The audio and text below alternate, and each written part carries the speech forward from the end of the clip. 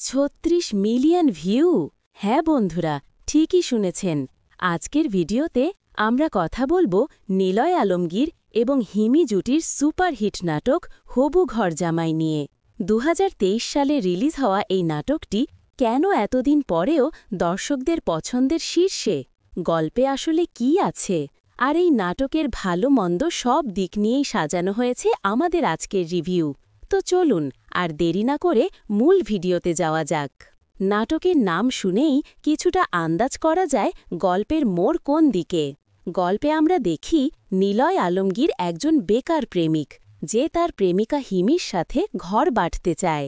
কিন্তু সমস্যা হল হিমির পরিবার, বিশেষ করে হোমির মায়ের মন জয় করা মোটেও সহজ কাজ নয়।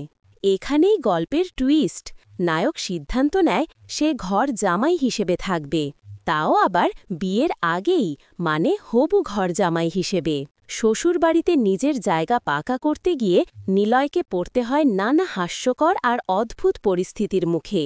একদিকে শাশুড়ির কড়া শাসন, অন্যদিকে প্রেমিকার আবদার, সব মিলিয়ে এক হুলুস্থল কাণ্ড। শেষ পর্যন্ত নিলয় কি পারবে পার্মানেন্ট ঘরজামাই হতে? সেটা জানতে হলে আপনাকে পুরো নাটকটি দেখতে হবে।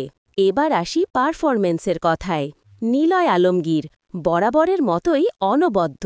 কমেডি এবং সিরিয়াস দুই জায়গাতেই তার এক্সপ্রেশন ছিল দেখার মতো। বিশেষ করে শ্বশুরবাড়ির লোকজনকে ইমপ্রেস করার চেষ্টা করার সিনগুলোতে তার কমিক টাইমিং আপনাকে হাসতে বাধ্য করবে। হিমি ও নিলয়ের সাথে হিমির কেমিস্ট্রি নিয়ে নতুন করে কিছু বলার নেই। প্রেমিকা হিসেবে তিনি ছিলেন বেশ সাবলীল এবং মিষ্টি। তাদের খুনসুটিগুলোই এই নাটকের প্রাণ। অন্যান্য শাশুড়ি বা মুরব্বী চরিত্রে চিত্রলেখা গুহ তার অভিজ্ঞতার ছাপ রেখেছেন। তার গম্ভীর উপস্থিতি গল্পের কমেডি ভাবটাকে আরও বাড়িয়ে দিয়েছে। সব মিলিয়ে হবু ঘরজামাই হল ফ্যামিলি নিয়ে দেখার মতো একটি হালকা মেজাজের নাটক। সারাদিনের ক্লান্তি শেষে একটু মন খুলে হাসতে চাইলে এই নাটকটি আপনার ওয়াচ লিস্টে রাখতেই পারেন।